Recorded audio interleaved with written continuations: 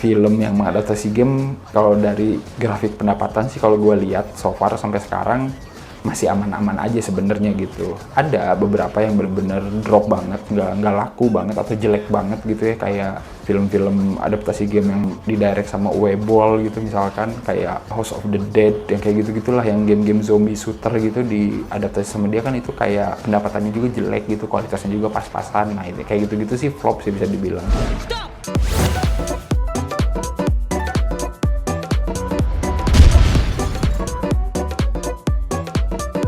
Kenalin, nama gue Arya, gue ini yang suka nge-review film di channel Cinecrip.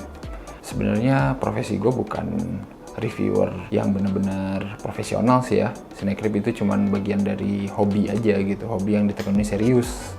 Kalau gue sendiri sih profesinya sebenarnya pekerja media ya, dan kebetulan emang tahun ini lagi benar-benar eksplorasi aja sih. Salah satunya ya dengan bikin konten di Cinecrip yang makin variatif aja. Gue termasuk orang yang tumbuh besar dengan main game jadul ya, karena ya saat itu pas SD SMP kayaknya masih lumayan keranjingan main dingdong gitu. Sampai akhirnya orang tua gue beliin gue Sega Genesis. Game-game Sega kan dulu terbilang lumayan mahal ya. Kayaknya bapak gue beliin game Sega itu kayak jarang banget gitu, kayak mungkin setahun 2-3 kali gitu ya. Jadi bener-bener main game yang ada aja dulu gitu, dihabisin sampai tamat. Tapi Sega emang memorable karena kayak main Mortal Kombat gue sama bapak gue sendiri, terus mainin Bare Knuckle juga sama kakak gue gitu kan, terus mainin Michael Jackson Moonraker sampai susah banget namatinya tapi akhirnya bisa ditamatin juga, terus mainin Sunset Rider, Comic Zone, terutama Sonic sih ya. Setelah itu ya udah sampai akhirnya konsolnya dijual gitu ya sama kakak gue, kita berpindah ke PC. Gue kenal kayak PlayStation dan lain-lain itu ya SMP gitu ya. Ya udah sebatas main aja, nggak pernah dipunya gitu. Sega akhirnya jadi memori tersendiri aja. Sampai akhirnya Sega ngeluarin Sega Genesis Mini, itu gue langsung beli sih. Karena gue emang pengen ngerasain lagi gitu main Sega dengan ada konsolnya ya, walaupun kita bisa main emulator. Dan gue bisa nyentuh lagi sticknya gitu yang benar-benar khas banget, dan ya rasanya nostalgia aja sih.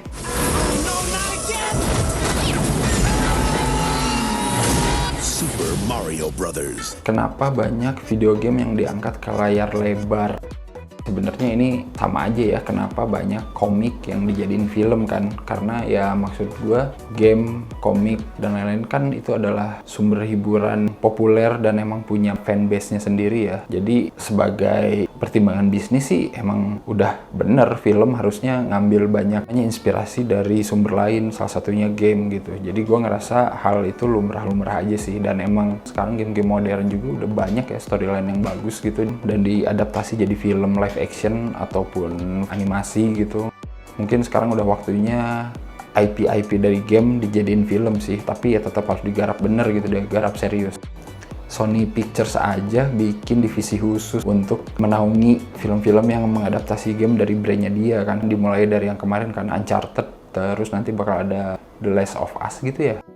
Kalau dulu tuh emang belum ada ya PH-PH atau studio besar film yang khusus gitu nanganin IP game gitu kan, karena emang bikin film dari game itu cuman bener-bener ngelihat dari popularitasnya aja gitu. Tapi sekarang kayaknya udah mulai bergerak ke arah sana sih, dan Sony kayaknya udah mulai ya sebagai orang yang punya banyak IP game gitu di bawah brandnya, kata gue udah bisa memulai gerakan baru gitu ya. Jadi nggak cuman MCU, DC gitu kan kalau komik, jadi bisa mungkin dari brand IP game manapun itu bisa bikin produk filmnya sendiri sih kalau kata gue. And I'm going to kick that son of a bitch Bison's ass so hard.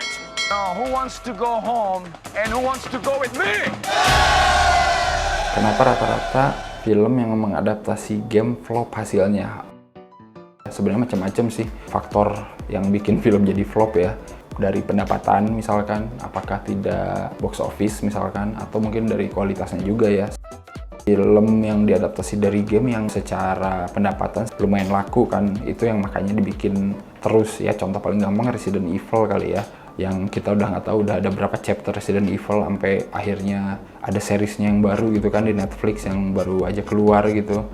itu kan berarti membuktikan kalau brand itu dia bisa menghasilkan uang sebenarnya kan, dan bisa menarik minat penonton. Tapi balik lagi nih, kalau ngomongin kualitas, mungkin pemain gamenya sendiri bakal ngerasa nggak ada yang sempurna banget sih ya, karena mengadaptasi sebuah game jadi film itu bukan tugas yang mudah sih ya. Ya ibaratnya film mau mengadaptasi dari sumber materi manapun pasti bakal susah kalau emang kitanya nggak bisa ngulik gitu dalemannya kayak gimana. Karena yang gue lihat sih belakangan ini, film yang mengadaptasi dari game itu kadang mereka cuma ngambil tema gedenya aja ya, tema besarnya atau isu di gamenya yang kemudian dirombak jadi film gitu, dan ninggalin khasnya si game tersebut gitu. Ya contohnya Resident Evil yang series ya, itu sebenarnya refreshing sih, sebuah bentuk Resident Evil yang baru, tapi tetap aja banyak orang yang ngerasa, apalagi pemain gamenya, butuh film yang benar-benar setia gitu sama materi dari gamenya gitu.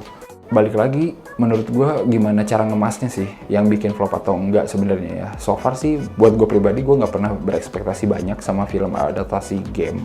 Tapi ketika film itu dia bisa nangkep spirit dari si gamenya, gue merasa itu udah cukup berhasil gitu ya. Kalau rating sih, kalau secara kualitas jujur-jujur aja emang sampai sekarang belum ada banget film adaptasi game yang bener-bener kayak mind blowing gitu, yang bener-bener kayak levelnya blockbuster high profile di Hollywood misalkan. Karena emang tujuan dibuat tuh emang bener-bener cuman buat entertaining aja, hiburan gitu, bukan film yang award worthy kayak gitu, nggak ada kesana sih. Karena emang segmen pasarnya juga jelas kan ya, buat penonton yang emang main gamenya gitu. Jadi ngapain juga sih bikin film yang bener-bener berat, bener-bener dalam. Tapi kalau kita lihat kan sebenarnya banyak ya game yang berat dan bener-bener oke gitu ya, kayak game-game espionase kan kayaknya banyak tuh ya, kayak Rainbow Six gitu. Gue sempet main dulu, Tom Clancy itu kan sebenarnya kalau dibikin jadi film kayaknya keren ya, karena kan isunya oke banget gitu kan. Cuman ya balik lagi, film juga kan udah banyak tema-tema serupa gitu ya, jadi ngapain sih ngambil dari game kalau emang tidak ada niche-nya gitu.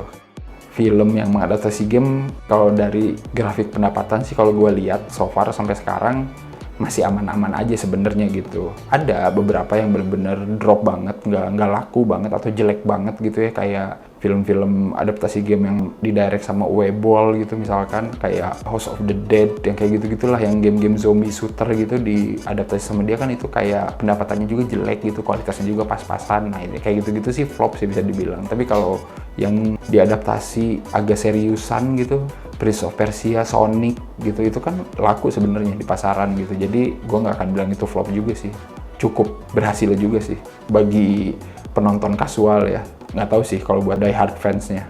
Love it. And let's roll, please. Roll in! Action. You're finally learning, Liu Kang.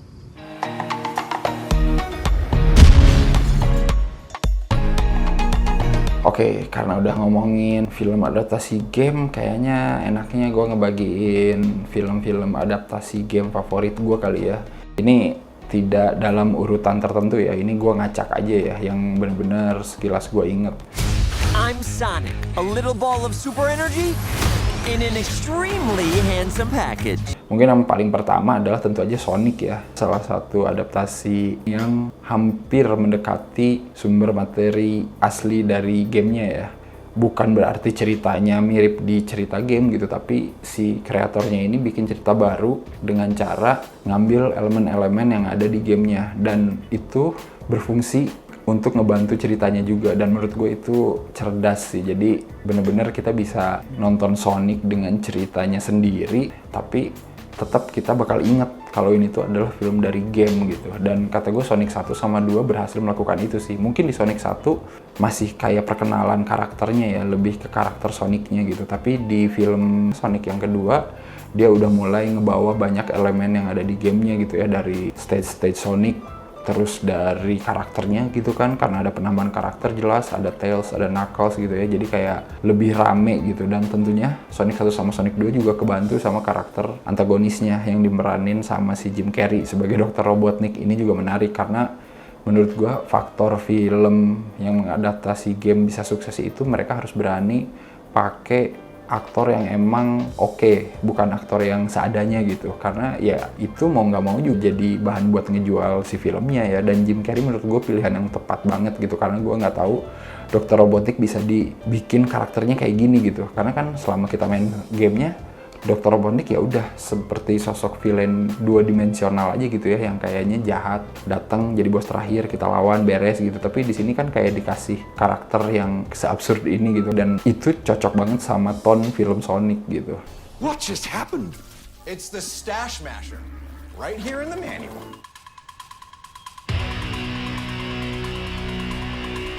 Get over here! Judul selanjutnya Mortal Kombat yang pertama ya, yang dulu yang tahun 95 ya. Karena ketika kecil gue main Mortal Kombat 1, 2, 3, kita main game yang sangat brutal gitu. Tapi ya seru aja gitu ya.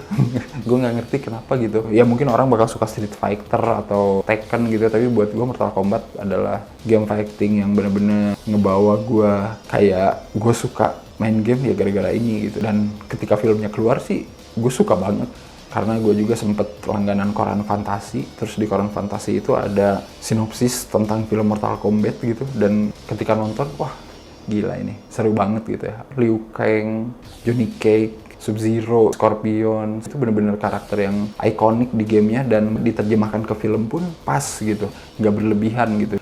Jurus-jurusnya pun yang dikeluarin pas aja gitu, nggak aneh-aneh. Dan CG-nya kan saat itu ya buat gue pribadi waktu itu kayak udah keren gitu, udah cukup gitu, dan story-nya masih oke untuk diikutin gitu. Nah kesalahannya di film kedua adalah Mortal Kombat Annihilation ini kayak pengen masukin semua unsur gamenya, semua karakternya dijejelin di satu film, jadinya nggak fokus, dan itu yang bikin nggak bisa sesukses film pertama. Pas ada film Mortal Kombat yang baru tuh yang ada Jota Slim, ya bisa dibilang ya untuk era modern lumayan lah buat mengobati nostalgia, boleh lah gitu. Walaupun ya di sini bold banget karena direkturnya masukin karakter baru ke cerita yang baru gitu, tapi gue masih tetap suka film yang pertama ya, film yang jadulnya.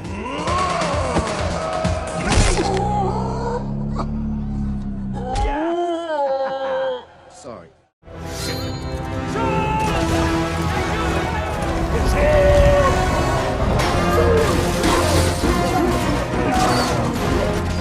Selanjutnya tentu adalah Warcraft. Warcraft ini gue mainin banget karena udah memasuki era PC waktu itu gue mainnya ya. Warcraft 1, Warcraft 2 gitu, zaman-zaman Pentium 2 gitu. Jadi Warcraft salah satu film yang sebenarnya gue antisipasi banget sih. Ceritanya keren, dia ngeliatin 2 sudut pandang gitu kan, orc sama human gitu, dan gue cukup menikmati sih. Meskipun secara alur itu sangat padat sih, parah. Itu kayak 2 jam, itu kayak semuanya ada gitu di situ ya. Kayak pacingnya juga lumayan cepet gitu di awal gitu ya. Coba aja kalau filmnya pengen dibikin lebih panjang lagi, gue yakin itu bakal bisa se-epic Lord of the Ring gitu kan. Karena kan ini kolosal juga gitu ngomongnya, dan fantasi, dan karakter-karakternya juga kan magical juga kan kayak Lord of the Ring. Berharap sih pengen dibikin sequelnya ya, cuman kayaknya nggak ada kabar ya. Sedih banget sih, mungkin karena pendapatannya nggak gede banget. Walaupun di luar Amerika justru box office banget. Di China kalau nggak salah, dia itu bener-bener edan banget lah pendapatannya di luar Amerika justru kan. Tapi ya gue harap nanti di masa depan si Duncan Jones yang jadi saudaranya dapat wangsit dan dapat duit kali ya buat bikin lanjutannya. Karena emang di ending film pertama kan open gitu ya, jadi bisa buat sequel sebenarnya.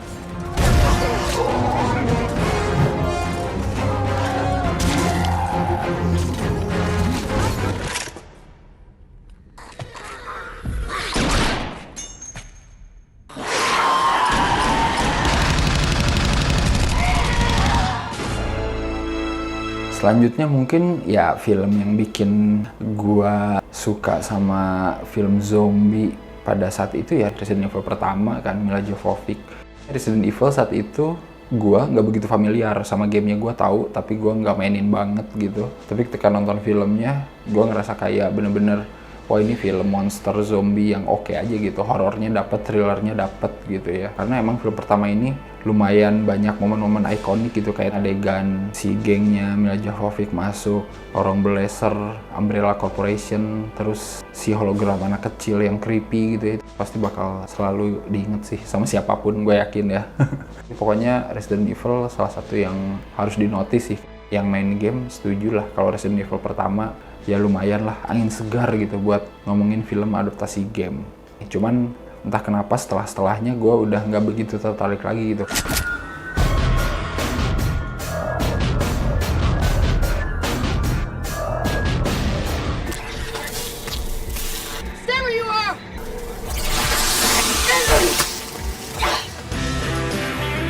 Terus mungkin Silent Hill gue juga suka ya. Gue suka karena gue sebenarnya tahu Silent Hill, nggak pernah main gamenya malahan. Tapi pas nonton filmnya, vibe horornya bagus banget sih, dapet banget gitu. Dan ya emang kayaknya saat itu orang mungkin lebih relate-nya ke Resident Evil kali ya. Tapi kayaknya Silent Hill oke banget sih untuk jadi pesaing yang kuat gitu ya. Bahkan setelah itu kan dibikin sequelnya ya, yang gue sama sekali nggak tahu itu, gue nggak nonton sequelnya. Tapi Silent Hill yang pertama itu bagi gue pribadi pengalaman sinematiknya oke sih. Ntar dah gue main gamenya ya, kalau mau tahu apakah seakurat itu. Mungkin yang lain yang udah main gamenya tolong kasih tahu kalau emang seakurat itu gitu.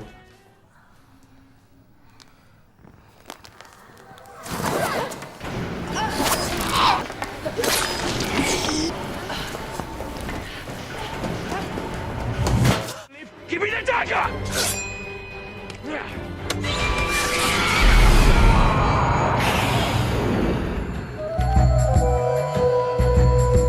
Prince of Persia, gue mainin juga Prince of Persia gamenya di PC gitu, dan pas gue nonton filmnya dia benar-benar memanfaatkan elemen-elemen gamenya sih di situ beberapa, apalagi untuk final act-nya ya, nanti ketika dia punya sense of time itu yang memutar waktu itu bagus sih, dia dipakai itu sebagai klimaks di film, itu benar-benar reminiscing banget ke gamenya, dan ya gue cukup suka sih, meskipun ya Jake Gyllenhaal gitu ya yang main sebagai karakter utamanya yang sebenarnya kan bule banget ya, sementara kita tahu kan Prince of Persia di mana settingnya gitu ya Hollywood namanya juga kan.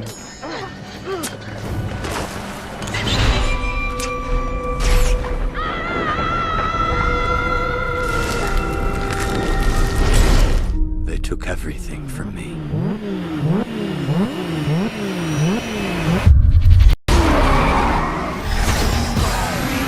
Need for Speed itu film adaptasi game balap ya, yang bener-bener cuman mengandalkan brand Need for Speed, tapi dia punya cara gitu, gimana caranya bikin alur cerita agar si brand Need for Speed ini seru gitu, dan menurut gua lumayan oke sih, lumayan otentik, apalagi banyak adegan-adegan balapan, adegan-adegan kejaran sama polisi itu yang bener-bener ngingetin banget sama game Need for Speed. Gua termasuk yang main Need for Speed sih dari dulu.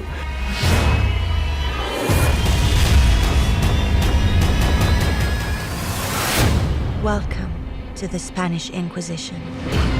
I am a god, even though I'm a man of God. My whole life in the hand of God. Terakhir mungkin honorable mention gue ini mungkin banyak orang yang kurang suka sih ya, tapi Assassin's Creed termasuk yang lumayan sih kalau kata gue. Mungkin banyak yang kurang suka karena ya kemasannya terlalu pelan ya, terlalu ambisius gitu, tapi gue lumayan suka sih, lumayan menikmati jalan ceritanya, karena gue pribadi yang main Assassin's Creed sampai beres gitu ya, jadi kayak penasaran gitu ini filmnya kayak gimana.